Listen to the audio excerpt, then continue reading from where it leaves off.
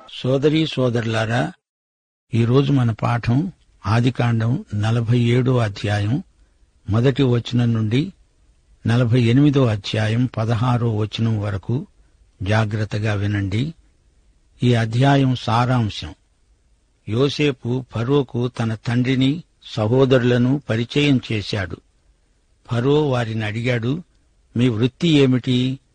వారన్నారు, అయ్యా, మేము గొర్రెల కాపరులము, చిత్తగించండి, మా దేశంలో కరువొచ్చింది, కొన్నాళ్లు ఇక్కడ బ్రతుకుదామని వచ్చాము. ఫరో యోసేపునకు అనుమతి ఇచ్చాడు. వారు గోషేను ప్రాంతంలో యథేచ్ఛగా జీవించవచ్చు. యాకోబు ఫరోను దీవించాడు. ఫరో అడిగాడు, నీవు జీవించిన సంవత్సరాలు ఎన్ని? యాకోబన్నాడు, నేను యాత్ర చేసిన సంవత్సరాలు 30. నేను జీవించిన సంవత్సరాలు కొంచెమే, దుఃఖసహితమైనవి. నా పితరుల యాత్రాకాలంలో వారు జీవించిన సంవత్సరములన్నీ కాలేదు. ఫరో వారికి రామసేసు అనే చోటును స్వాస్థ్యముగా ఇచ్చాడు. యోసేపు వారికి ఆహారమిచ్చి పోషించాడు. అప్పుడు అంతటా కరువొచ్చింది. యోసేపు ప్రజలకు ధాన్యం సరఫరా చేశాడు. ప్రజలు తమ పశువులను, పొలాలను ప్రభుత్వానికి వశం చేశారు. యాజకుల భూములు తప్ప మిగతా పొలమంతా ప్రభుత్వం స్వాధీనం చేసుకుంది. యోసేపు వారికి విత్తనాలు సరఫరా చేశాడు. పంటలో 5వ వంతు ప్రభుత్వానికి వారు శిస్తు కట్టే ఏర్పాటు చేశాడు. ఇశ్రాయేలీయులు గోషెను ప్రాంతంలో నివసించి ఆస్తి సంపాదించుకుని సంతానాభివృద్ధి చెంది మిగుల విస్తరించారు. యాకోబు ఈజిప్టు దేశంలో 67 సంవత్సరాలు బ్రతికాడు. చనిపోయేటప్పటికి అతని వయస్సు 147 ఏండ్లు. తన అవసాన దశలో యాకోబు తన కుమారునితో ప్రమాణం చేయించాడు, నన్ను ఈజిప్టులో పాతిపెట్టకూడదు, నా పితరులతో వారి సమాధుల్లోనే నన్ను పాతిపెట్టాలి. అప్పుడు యాకోబు తన మంచపు తలగడ మీద వంగి దేవునికి నమస్కారం చేశాడు. శ్రోతలు వింటున్నారా? యోసేపు వ్యవహార దక్షత ఎంతో గొప్పది. గోషెను ప్రాంతం వారికిప్పించాడు. రామసేసు ప్రాంతం వారికి లభించింది. కాపరులు అంటే ఈజిప్టు వారికి చిన్న చూపు. అందుచేత ఎవరికీ అసూయ కలగదు. తమ పనేదో తాము చేసుకుపోతారు. యాకోబు ఫరో ఎదుట ఒక యాజకుడుగా నిలిచి అతణ్ణి దీవించాడు. తన జ్యేష్ఠత్వాన్ని ఇప్పుడు ప్రయోగిస్తున్నాడు. కుటుంబంలో జ్యేష్ఠుడే యాజకుడు. ఇప్పుడతడు ఇశ్రాయేలు. ఫరో ఈజిప్టుకు రాజైతే సర్వభూమికి రాజైన దేవుని యాజకుడు యాకోబు. నీ వయస్సెంత అని రాజు అడిగితే మునుపటి యాకోబులాగా కాదు, ఇప్పుడు నిగర్విగా, వినయంగా తనను తాను తగ్గించుకుని మాట్లాడుతున్నాడు.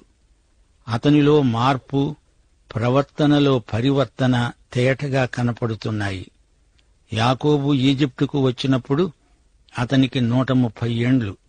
147వ ఏట చనిపోయాడు. ఈజిప్టులో 17 సంవత్సరాలున్నాడు. తన జీవితంలో చివరి దశాబ్దమిది. ఇహలోకయాత్రలో చివరి మజిలీ. తన గారాబు కొడుకును చూచిన ఉత్సాహంతో 17 సంవత్సరాలు బ్రతికాడు. నా తండ్రి తాతలతో పోల్చుకుంటే నేను అల్పుణ్ణి అని ఫరో ఎదుట సాక్ష్యమిచ్చాడు. దేవుని కృపచేత రక్షించబడిన ఒక పాపిగా తన నిజస్థితిని ఒప్పుకుంటున్నాడు. రామసేసు ప్రాంతభూమికి, యాకోబుకు అతని పిల్లలకు పట్టా మంజూరు అయింది. యాకోబుకు యోసేపుకు ఎంత వ్యత్యాసం! యాకోబు మొదట్లో ఒక పట్టాన దేవునికి లోబడలేదు గాని యోసేపు లోబడ్డాడు. యాకోబు తన స్వంత చిత్తాన్ని నెరవేర్చుకునే ప్రయత్నం చేశాడు గాని యోసేపు దేవుని చిత్తాన్ని వెదకిన వ్యక్తి. యాకోబు కోసం దేవుడెంతో ప్రయాసపడవలసి వచ్చింది. గలతీ 4వ అధ్యాయం 19వ వచనంలో పౌలన్నాడు, క్రీస్తు స్వరూపం మీలో ఏర్పడే వరకు మీ విషయమై మళ్లీ నాకు ప్రసవ వేదన కలుగుతోంది. యోసేపు తన పై అధికారికి చెప్పకుండా తనవారైన తండ్రికి, సోదరులకు ఏమీ చెయ్యడు. ఎంత నమ్మకమైన వాడో చూడండి. అతడు ఎంత గొప్ప పదవిలో ఉన్నా అతడు నమ్మకమైన గృహ నిర్వాహకుడు. ఫిలెమోనుకు ఒనేసిము గొప్ప నష్టం కలిగించాడు. ఒనేసిము అనే పేరుకు అర్థం ప్రయోజకుడు. అయితే అతడు పౌలు ద్వారా రక్షించబడి తిరిగి తన యజమాని వద్దకు పంపబడినప్పుడు అతడు నిజంగా ప్రయోజకుడయ్యాడు. అలాగే యోసేపు దేవునికి నమ్మకమైన గృహ నిర్వాహకుడు. యోసేపు గత జీవితం మోసంతో నిండి ఉంది. యాకోబు మనస్తత్వం విచిత్రమైనది. తన స్వంత చిత్తం ప్రకారం దేవుని చిత్తాన్ని తాను అమలుపరచాలని చూచాడు. 100 సంవత్సరాలు యాకోబులోని పోరాటం ఇదే. ఇప్పుడో యాకోబు వయోవృద్ధుడు. అతనిలో ఇప్పుడు గొప్ప పరివర్తన వచ్చింది. ఎవరు ఏది విత్తితే అదే పంట కోస్తారని వాక్యం సెలవిస్తోంది. ఏశావు క్షణికోద్రేకంతో తన జ్యేష్ఠత్వాన్ని అమ్ముకున్నాడు. యాకోబు బహుకాలం నుండి ఆలోచించి తంత్రం పన్ని జ్యేష్ఠత్వం కొన్నాడు. అమ్మినవాడెంతో కొన్నవాడు అంతే. దేవుడు చేయదలచింది దేవుణ్ణే చేయనీయాలి అనే తెలివి అప్పుడు యాకోబుకు లేకపోయింది. ఆ యాకోబే ఇక్కడ ఫరోను ఆశీర్వదించే యాజకుడుగా కనిపిస్తున్నాడు. పరిపక్వత ఇప్పటికీ ఈజిప్టులో అతనికి వచ్చింది. ఈజిప్టు, కనాను అనే 2 దేశాల సమాచారమే ఆదికాండంలో ఎక్కువగా రాయబడి ఉంది. యోసేపు ఫరో రాజుకు ప్రతినిధిగా ప్రభుత్వ ఖజానాకు ద్రవ్యం అవసరమైనంత సమకూర్చాడు. ప్రజలు బ్రతకటానికి కావలసినంత ధాన్యం సరఫరా చేశాడు. యోసేపు ఆర్థిక శాస్త్రం బాగా తెలిసినవాడు. యోసేపు ఈజిప్టు పొలిమేరల యొక్క ఈ చివరి నుండి ఆ చివరి వరకు జనులను ఊళ్లలోకి రప్పించాడు. గ్రామీణ ప్రజలు పట్టణాలలోకి తరలిపోయారు. వారికి ధాన్యం సకాలంలో అందాలి గదా. గిడ్డంగులు పట్టణాలలో ఉన్నాయి. అందుకే ప్రజలందరూ గ్రామాలు విడిచిపెట్టి తమ భూములను, ఇళ్లను, వాకిళ్లను విడిచిపెట్టి పట్టణాలకు ఎగబడ్డారు. చూచారా, యాకోబుకు యోసేపునకు ఎంత వ్యత్యాసమో. మొదటి నుండి యాకోబు ఉపాయశాలి, యోసేపు ఉపకారశీలి. యాకోబు 147 సంవత్సరాలు బ్రతికాడు. చనిపోతూ యాకోబు కోరుకున్నదేమిటి? నన్ను ఈజిప్టులో కాదు, నా పితరుల మధ్య మన దేశంలోనే నన్ను పాతిపెడతానని నీ చెయ్యి నా తొడ కింద ఉంచి ప్రమాణం చెయ్యి. యోసేపు సరే అన్నాడు. తాను కనాను భూమిలోనే పాతిపెట్టబడాలి అని అతని అంతిమ కోరిక. తన కుటుంబం ఈజిప్టులోనే స్థిరపడిపోతారేమో అనే ఆందోళనను అతడు వ్యక్తం చేస్తున్నాడు. ప్రియ శ్రోతలు, వింటున్నారా? యాకోబు తన దేవుని నిబంధనను మరువలేదు. తన దేవుడు నిబంధన దేవుడు. పాత నిబంధన నిరీక్షణ ఈ భూమికి పరిమితమైనది. అబ్రహాము కూడా ఇదే నమ్మాడు. తాను వాగ్దత్త భూమిలోనే పాతిపెట్టబడాలి. అక్కడే అతనికి పునరుత్థానం. అదే ఇస్సాకు నమ్మకం. యాకోబు కూడా అదే నమ్మాడు. అయితే దేవుని సంఘం తన నిరీక్షణను ఇహలోకానికి పరిమితం చేయదు. సంఘానికి ఇంకా విస్తృతమైన నిరీక్షణ ఉన్నది. యేసు ప్రభువు వద్దకు సంఘం ఎత్తబడుతుంది. నూతన యెరూషలేములో ప్రవేశిస్తుంది. అదే సంఘము యొక్క శాశ్వత నివాసం. ఈ నిరీక్షణ నిత్యత్వం వరకు పొడిగించబడుతుంది. అయితే పాత నిబంధనలోని నిరీక్షణ దేవుని రాజ్యము ఈ భూమి మీద స్థాపించబడుతుంది అనేటంతవరకే. అది జరిగినప్పుడు ఇశ్రాయేలు నిరీక్షణ నెరవేరినట్లే. ఇశ్రాయేలు ప్రజ ఇహలోక రాజ్యము కొరకే లేపబడతారు. 1000 ఏండ్ల పరిపాలన నిత్య రాజ్యానికి ప్రయోగం మాత్రమే. ఆ తరువాత నీతి నివసించే నిత్య రాజ్యం ప్రవర్తిల్లుతుంది. అందుకే యాకోబు ఈజిప్టులో పాతిపెట్టబడడానికి ఇష్టపడటం లేదు. దేవుని వాగ్దానమందు నమ్మకముంచిన వ్యక్తి గనుక కనానులోనే పాతిపెట్టబడాలని కోరుకున్నాడు. లేకపోతే ఎక్కడ పాతిపెడితేనేమి? అయితే ఇప్పుడు మన సంగతేమిటి? ఈ రోజున మనం చనిపోతే ఎక్కడ భూస్థాపన చేసినా ఏ భేదమూ లేదు. సంఘము పైకి ఎత్తబడేటప్పుడు మనం ఎక్కడ ఉన్నా అందరము లేపబడతాము. మన శరీరాలు, ఆత్మలు ఏకమవుతాయి. ముందుగా చనిపోయిన వారు లేపబడినప్పుడు వారి శరీరాలలోకి వారి ఆత్మలు ప్రవేశిస్తాయి. ఒకవేళ అప్పటి వరకు మనం జీవించి ఉంటే రెప్పపాటులో మార్పు చెందుతాము, మహిమ శరీరాలు ప్రాప్తిస్తాయి. ప్రభువుతో సదాకాలం ఉండడానికి ఎత్తబడతాము. గనుక మన భౌతిక శరీరాన్ని ఎక్కడ సమాధి చేసినా ఒకటే. క్రీస్తునందు బ్రతికి ఉన్నవారు, క్రీస్తునందు చనిపోయిన వారు అందరూ లేపబడతారు. మన నిరీక్షణ పరలోక సంబంధమైనది. మనకు నూతన యెరూషలేము స్వాస్థ్యముగా అనుగ్రహించబడుతుంది. అయితే పాత నిబంధన నిరీక్షణ ఇహలోకానికి, ఇక్కడి భూమికి పరిమితమై ఉన్నది. అందుకే యాకోబు కనాను భూమిలో తనను పాతిపెట్టవలసిందిగా యోసేపును ప్రాధేయపడి అడుగుతున్నాడు. యాకోబుకు పునరుత్థాన నిరీక్షణ ఉన్నది. వాగ్దత్త భూమిలోనే అతడు సమాధి చేయబడాలని కోరుతున్నాడు. ఇప్పుడు యాకోబు విశ్వాసం శేఖర బిందువుకు చేరుకున్నది. యాకోబు అంతవరకు ఎన్నెన్నో అనుభవాలను చవిచూచాడు. ఆరంభంలో అతని జీవితం అధోముఖంగా పయనించింది. అతని ప్రథమ పాపం అతని మార్గాన్ని అధోతలానికి మళ్లించింది.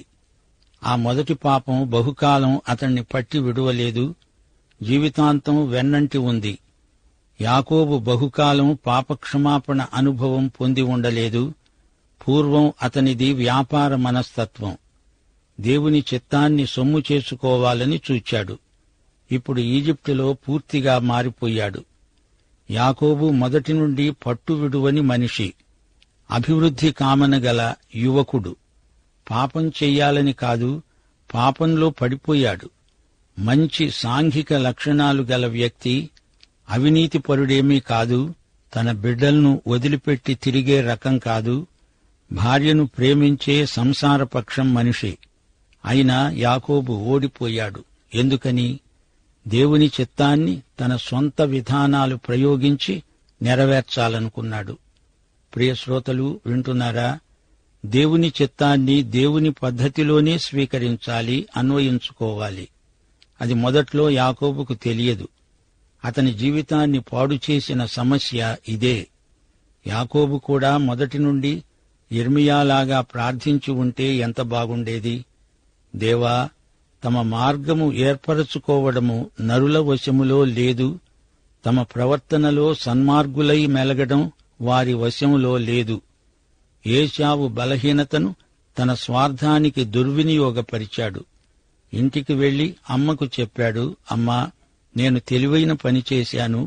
ఏశావు జ్యేష్ఠత్వం మంచి బేరానికి కొనేశాను. నేనేమీ బలవంతం చేయలేదు, అతడే అమ్మేశాడు.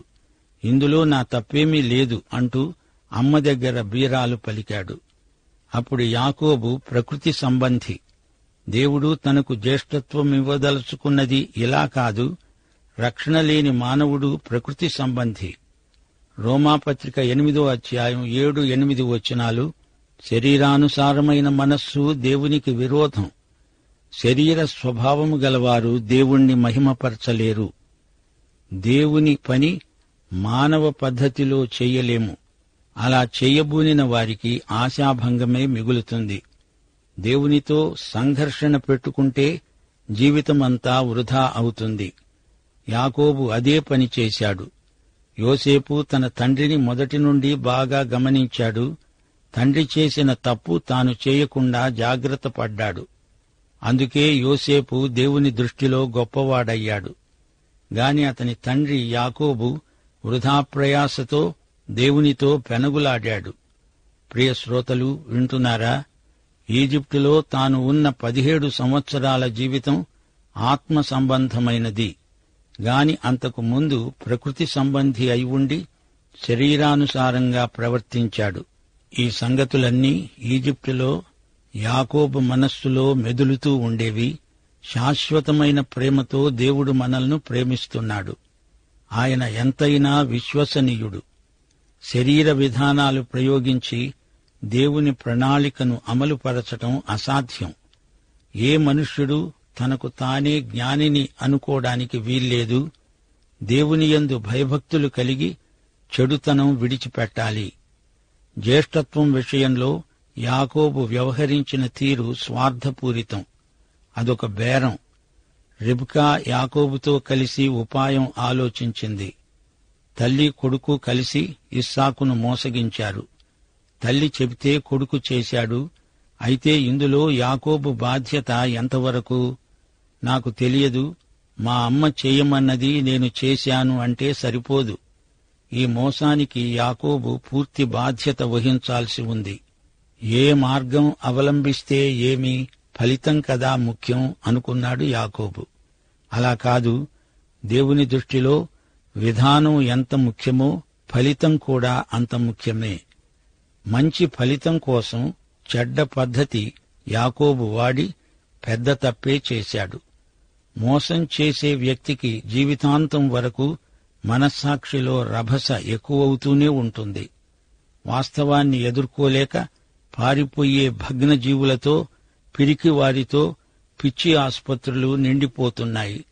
ప్రియ శ్రోతలు, 4 వ్యక్తులను ఇంతవరకు మీకు పరిచయం చేశాము.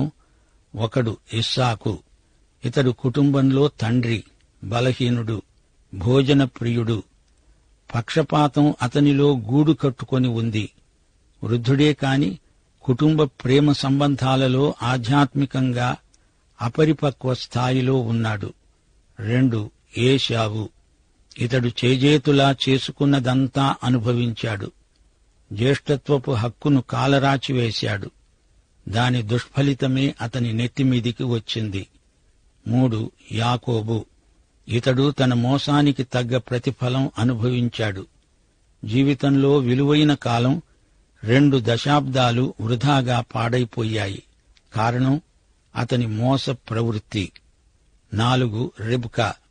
ఈమె కూడా తాను స్వయంగా చేసుకున్నదంతా అనుభవించింది. తన గారాబు కుమారుణ్ణి ఆమె తిరిగి చూడలేదు. కొడుకుకు మోసం నేర్పింది. చివరికి తన కొడుకును తిరిగి చూడకుండానే చనిపోయింది.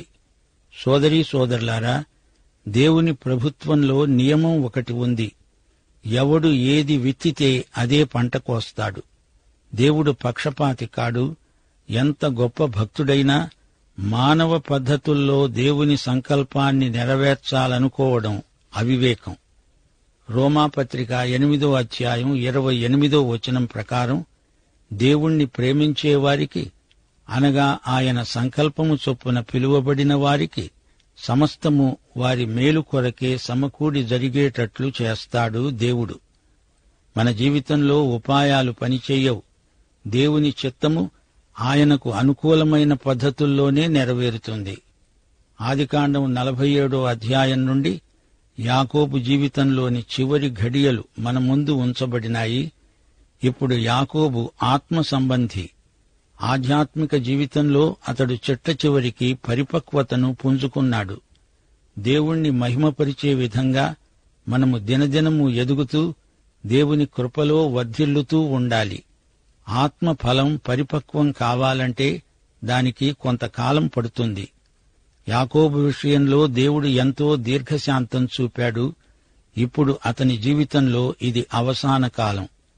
ఆదికాండం 48వ అధ్యాయం 1 నుండి 16వ వచనం వరకు ఈ సంగతులు జరిగిన తరువాత ఎవరో వచ్చి, నీ తండ్రికి జబ్బు చేసింది అని యోసేపుతో చెప్పారు.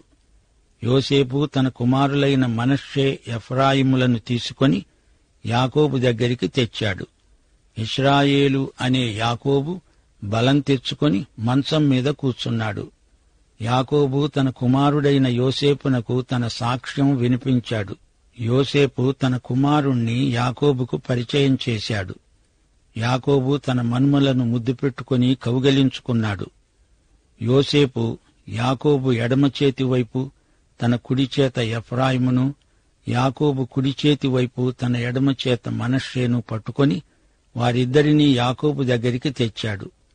మనష్షే పెద్దవాడైనందున యాకోబు తన చేతులను యుక్తిగా చాచి చిన్నవాడైన ఎఫ్రాయిము తలమీద తన కుడి చేతిని, మనష్షే తలమీద తన ఎడమ చేతిని ఉంచాడు. యాకోబు వారిని ఆశీర్వదిస్తూ అన్నాడు, నా పితరులైన అబ్రహాము, ఇస్సాకులు ఎవని ఎదుట నడిచారో ఆ దేవుడు, నేను పుట్టినది మొదలుకొని నేటి వరకు నన్ను పోషించిన ఆ దేవుడు ఈ పిల్లలను ఆశీర్వదించునుగాక. యాకోబు ఆశీర్వచనం గొప్ప ప్రవచనం. ఎఫ్రాయిము, మనష్షే వీరిద్దరూ ప్రత్యేకంగా గోత్రకర్తలవుతారు. అయితే గోత్రాలు 12 గదా. వీరిద్దరినీ కలిపి ఒకే గోత్రం కింద లెక్కించాడు. ఈ 2 అర్ధగోత్రాలే. లేవి ఒక ప్రత్యేక గోత్రంగా లెక్కించబడలేదు. వారు యాజకులు. వారికి భూస్వాస్థ్యం ఇవ్వబడి ఉండలేదు. మిగతా గోత్రికుల మధ్య వీరు యాజకులుగా చెదరిపోయారు. ఎలాగైనా ఏ విధంగా లెక్కించినా మొత్తం మీద గోత్రాలు 12. ఎఫ్రాయిము, మనష్షే వీరిద్దరూ 17 సంవత్సరాల వయస్సు గల యువకులు. యాకోబు తన చిన్న మనవణ్ణి ఎఫ్రాయిమును మొదట ఆశీర్వదించాడు. తన 2 చేతుల వాటం మార్చి యాకోబు ఎఫ్రాయిముకు ఆధిక్యమిచ్చి మనష్షేను అతని కిందికి తెచ్చాడు. యాకోబు తన చేతులను అడ్డంగా తిప్పాడు. ఇక్కడ కూడా యాకోబు తన యుక్తిని ప్రయోగించాడు. యాకోబు తన స్వానుభవాన్ని జ్ఞాపకం చేసుకున్నాడు. తాను ఏశావు కంటే చిన్నవాడు, తనకు జ్యేష్ఠత్వం వచ్చింది.